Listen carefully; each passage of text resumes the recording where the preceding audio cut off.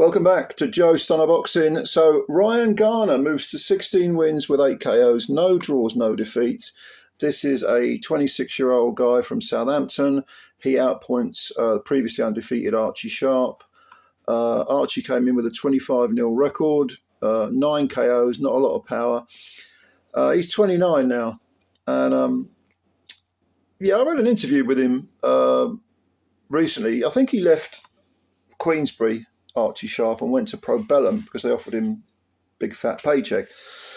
And he said he kind of regrets it because Probellum went out of business, as we know the background to that, and so on.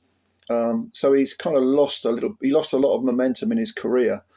So he took on Garner, who is the WBC International Super Feather champ. It's, a nice little belt to hold, I suppose. It gets you a ranking and all that sort of thing. And it was a good fight, and it was a case of one man, which was Garner, 3 years younger, being the guy who was going to move forward, who was going to try and put pressure on, wear down the opponent. This was a 10-round fight, not a 12-round fight. And Sharp had more of a, what would you say, like a box fighter, sort of,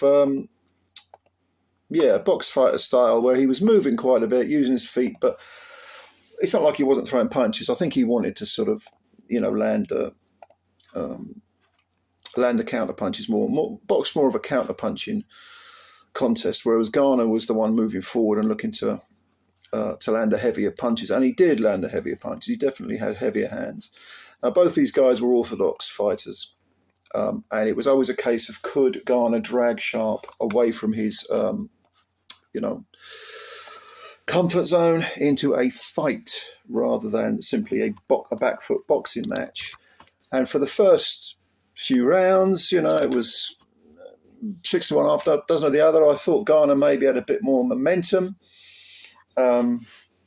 Nevertheless, Sharp was still looking pretty good when he was fresh, but he did pick up a couple of cuts sort of in the middle rounds not in the middle round. I think it was early. It was about third or fourth round. I think it was a clash of heads, and he had a cut. He had 2 cuts. One was a slight one, like a nick above the eye, and one was sort of on the eye. But they didn't bleed profusely. They didn't really bother him. But nevertheless, you got the feeling that Garner was sort of creeping ever so much closer as the fight went on. The question was, could he do so within the 10 rounds, because even though this was for a belt, it was a 10-round fight, not a 12-round fight.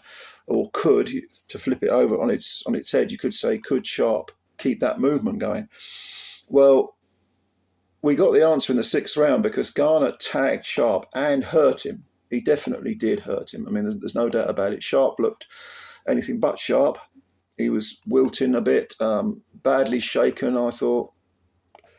He wasn't doing a sort of Zab Judah dance, around the ring. But he was hurt, and he tried to hold. And Garner, did go to the body quite well as well, which I always like to see. I know I say this with every video, but I like to see body work. And he had Sharp buzzed. But in fairness, Sharp came out in the 7th round and looked far better. He looked like he was recovering. He had a reasonably good 7th round, reasonably good.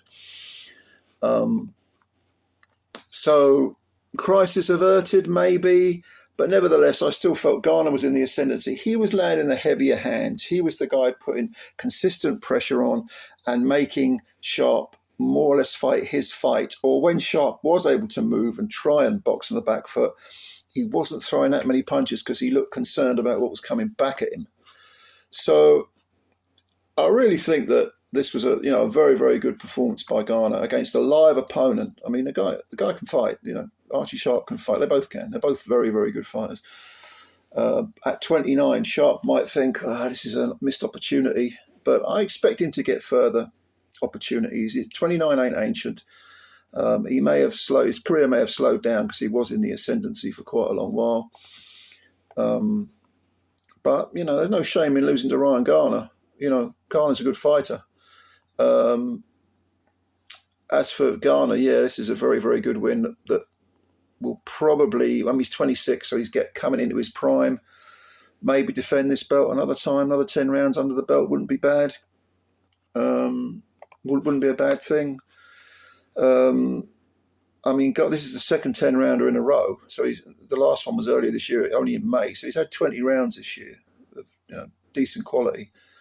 But I don't see any great hurry at 26. He's super featherweight 26. It's not that old. Certainly not in this day and age. Anyway, if you saw this fight, what did you think of it? Leave your comments below and I'll answer them. And of course, as always, thank you for subscribing to the channel. Please subscribe if you're new and spread the word about Joe Stunner Boxing. And hit the like button as well, because they count them apparently. It's all to do with algorithms or something. I don't bloody know what it means, but any support you can give the channel, much appreciated. All right, ladies and gentlemen, thank you very much. I'll catch you later. Bye for now.